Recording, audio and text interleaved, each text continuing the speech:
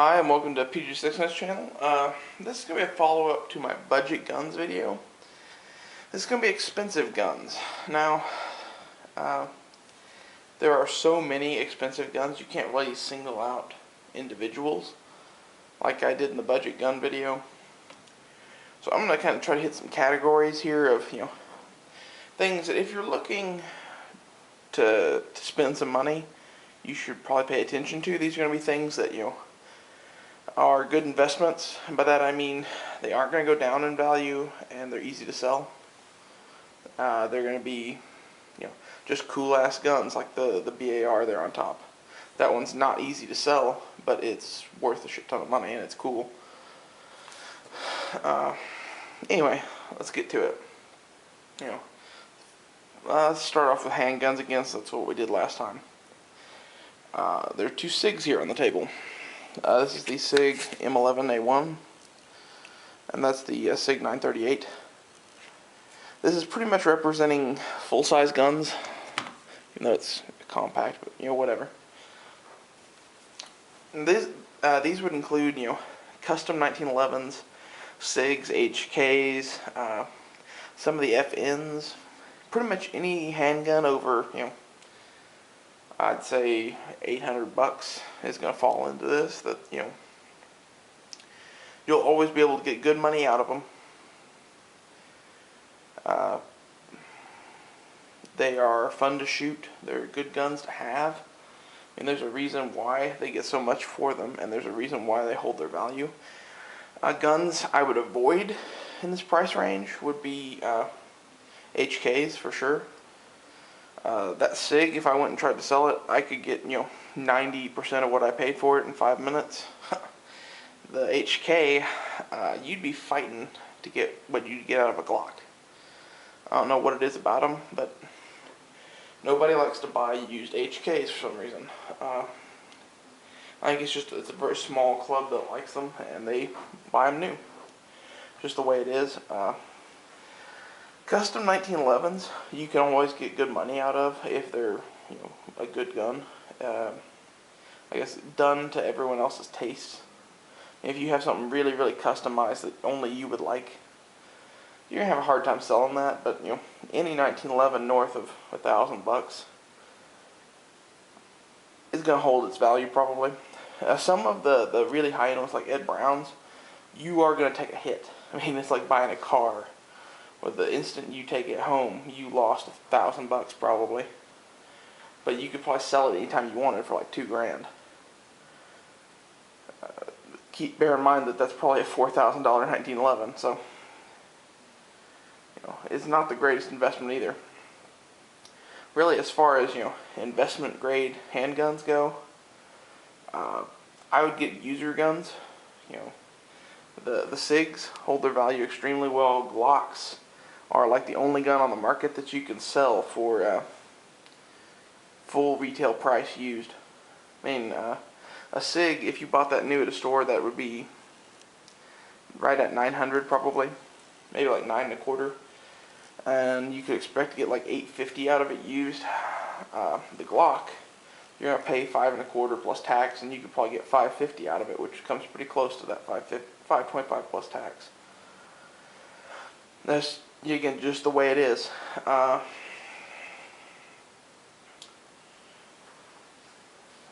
What else? Oh, for some reason in the market today, guns like that do okay.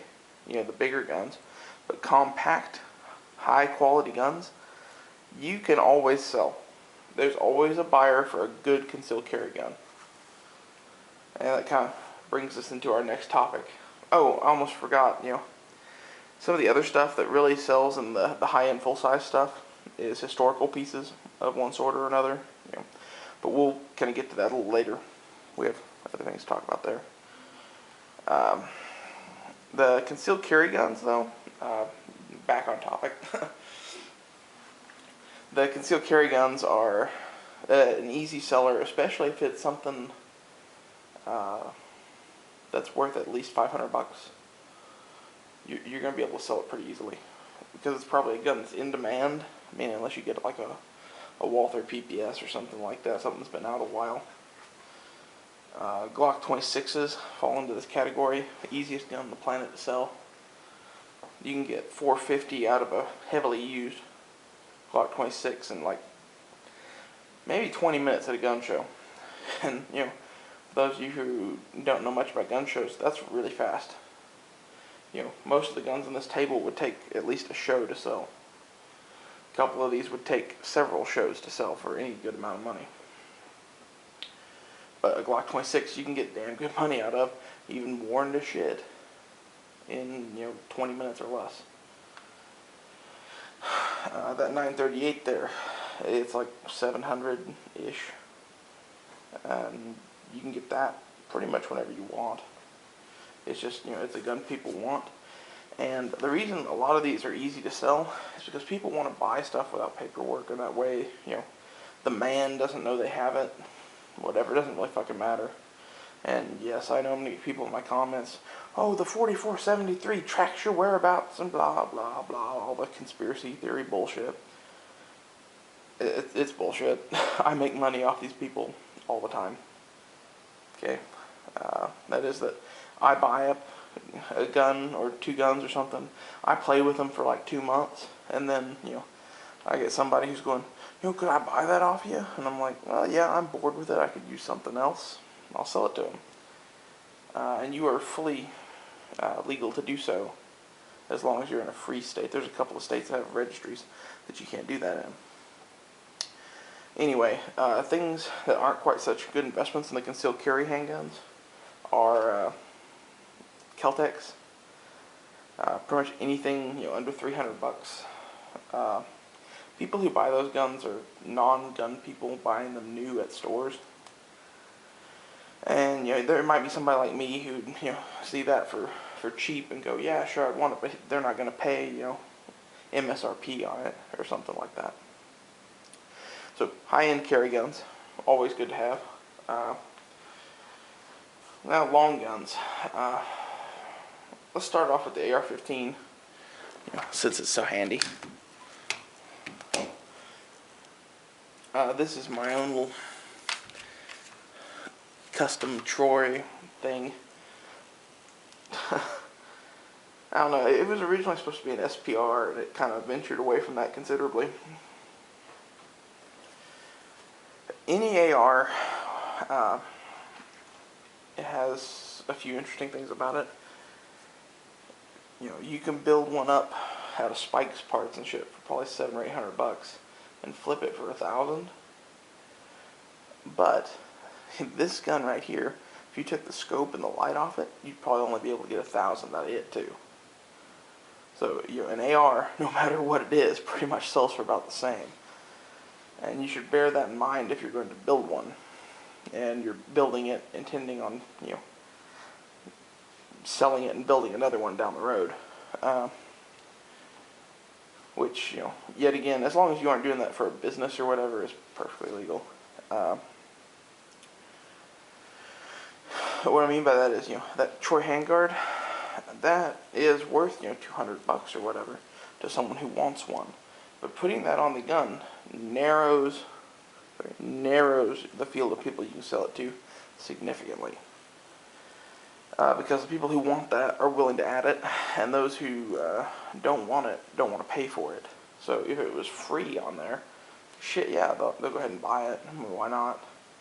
In some cases, they won't, though. I mean, there are guys who just want like M16A2 looking rifles. Just the way it is. So what on AR-15s keeps its value? Well, mag pull stuff is very, very popular. That's what I would invest my money into as far as AR-15 accessories. If you completely mag pulled out a standard AR-15, it would go for more money than the standard. It's one of the few instances where it actually does add value. Probably not the value of the mag pull accessories, but I'd say at least 75% of them, maybe even down to half. The other thing that adds value is high-end optics. And I'm not talking aim points here. Yes, those do add value. But like that Elcan Spectre I have on there, it's like a $2,000 scope. The people who know what that is, are willing to pay for it.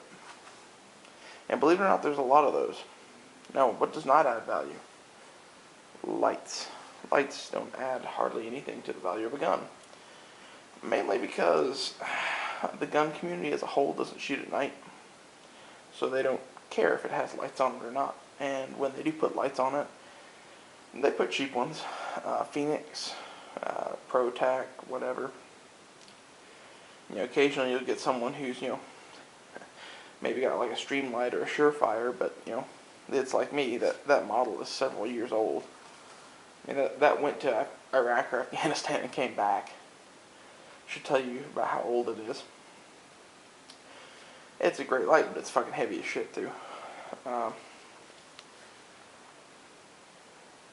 That's pretty much all I have to say about ARs. It's an interesting market, and you really got to know your shit if you're going to be, trying to buy ARs as investments. If I were going to buy up a bunch of ARs for investment purposes, I would buy Colts, Spikes, and Daniel Defense and Rock Rivers, shit like that. Those are all, good selling brand names. And I would try to get new rifles in the box. Okay? The lessons we learned in the gun panic thing is that the Franken builds, while things are normal, they bring a certain amount. But when people start panicking, they don't want a Franken gun. They want a brand new, in the box, name brand rifle. I don't know why. I think you're pretty stupid, to be honest with you. But that's kind of why I have this Troy instead of something else. I have the box for it, and I would definitely strip the optic off and sell it should people start panicking again. It's not brand new, but I would get more than what I paid for it, even being shot a little. Okay, that covers ARs. And then you might say, well, why aren't AKs on this list? Well, because no AK is really expensive. Yes, you have arsenals, which are, top of the line AKs that you get, mid-range AR prices out of. But, most AKs are not, $4,000 guns. And, that AR there is not a $4,000 gun. But with the optic on it, it pretty much is. That's kind of the way it is. ARs, you can add a lot more crap onto to make them worth more money, and AKs, you can't. There are exceptions, like I said before, the arsenals would be an exception. But I don't own one right now, and I don't even feel they should be discussed in a investment firearms video. Mainly because of what happened in the panic. Yet again, lessons we learned. ARs sold like crazy for 3-4 times their MSRP. AKs went for like $100 or $200 more. The reason for that is people who buy AKs in the U.S. seem to be looking for a budget gun to begin with. So if they see a price up over $1,000, they're just no longer interested. Okay, some of the arsenals were bringing quite a bit, but they were so hard to find. It's hard to base anything off of their price. Okay, next expensive gun is U.S. military long guns. There's two on this table. Move the AR. This M1 Garand and the BAR in the back. Anything like this you can get for, I don't know, for an M1 Garand under $800, buy it. They are going to be worth probably $2,000 in the next couple of years. That's my prediction. I'd say the median price right now is $1,000. Okay, it's a hell of a good investment, and for the bolt guns, the 1917 and 1903 bolt actions. The 1903, if you can get it under $6, buy it. And the 1917, if you can get it under like $4 or $5, depending on condition, just buy it. Okay, and all of these I would assume are non-sporterized, because sporterizing makes guns worthless. Sorry, it does. takes a gun that might be worth, $1,000 and turns it into a hunting rifle that's worth $100. Congratulations, you fucked a piece of history. The Mosins are kind of a different story, but I honestly think the Mosins are going to be worth probably $300 within the next few years too. Everyone likes to talk about the fact that, oh, there are 17.5 million Mosins. Well, you know what else there were 17 million of? Infields. I think that was their exact number, actually. 17 million. And there were, 300 million Mausers, K98s and Gewehr 98s and their variants. What do those go for? You might say, well, back then everybody was destroying them. No more so than we are now. People are still bubbing and up. Ugh, I can't talk. Bubba up their Mosins. That's hard to say. Anyway. So anything you can get in original condition, especially if it hasn't been factory redone, like most of the Mosins are, just hang on to it. Like this Garand. This Garand is Korean era, all original. It was a CMP gun, but it was never re-arsenaled. That's a very good thing. That means it's worth money. Not as much as a World War II gun, but more than any of the post-war, parts guns that there are hundreds and thousands and millions of. I guess this is sort of military surplus firearms in general I'm talking about here. Sorry. But I'd say, as far as those type of guns go, the U.S. military ones are the top of the line as far as selling them in the U.S. The biggest market is for the U.S. ones.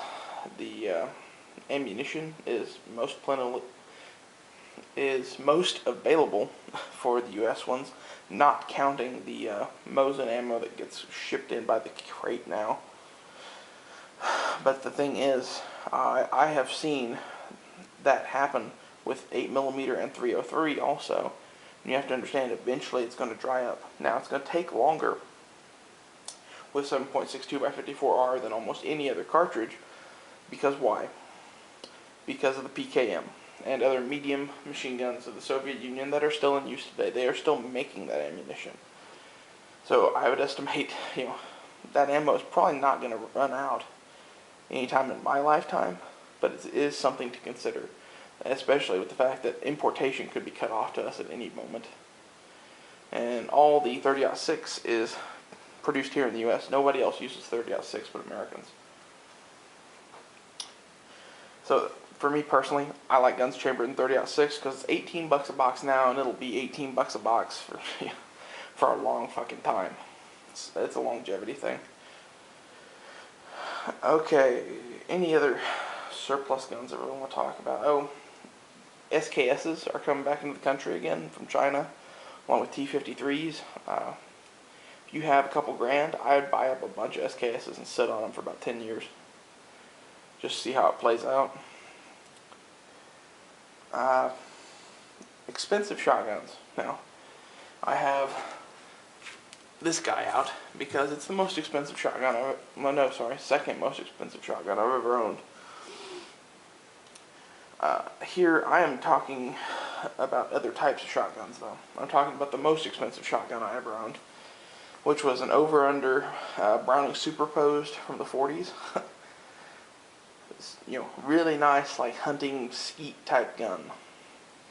These guns hold their value really, really well. I sold that gun for $1,000 in like 10 minutes. I probably sold it too cheap, to be honest with you. But I only had like $400 in it, so.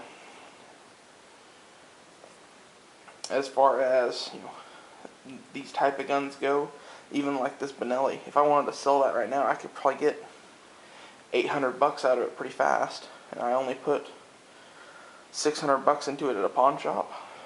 It's a great investment. And that's the thing too, is don't buy what you want. Buy what you can find cheap. Okay? That's pretty much the whole thing with investing in firearms is, don't go out and buy a brand new Browning Satori.